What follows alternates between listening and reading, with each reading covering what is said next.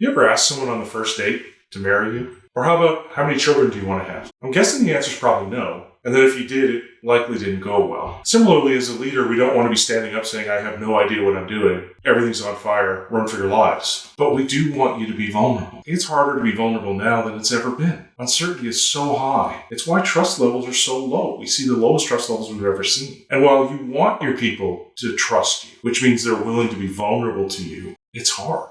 And as a leader, you're experiencing that pain. We want you to be appropriately vulnerable. Because if you go too big too soon, it scares people. That first step, being a little bit vulnerable, initiates a norm of reciprocity. It tells people it's okay to be a little bit vulnerable back, and that we can start to work on a positive, virtuous cycle together, where we can both make mistakes, learn, grow, and develop. So what would it look like to be appropriately vulnerable, to lead with your imperfections, which is what we need to do now? Well, it might look like acknowledging that you're not perfect, acknowledging that through history, as you've evolved through different roles, you've actually made mistakes. You've learned and grown and developed. You weren't hatched as the leader you are now. You've evolved into it, and there have been plenty of mistakes and hardship. That's one way that we can lead with our imperfections. Another is to acknowledge that there's problems you're facing right now that you don't have the answers to yet, things that are plaguing you, that you're worried about. It might be employee retention. It might be competitors. It might be government regulation. And you're not quite sure how to solve it yet.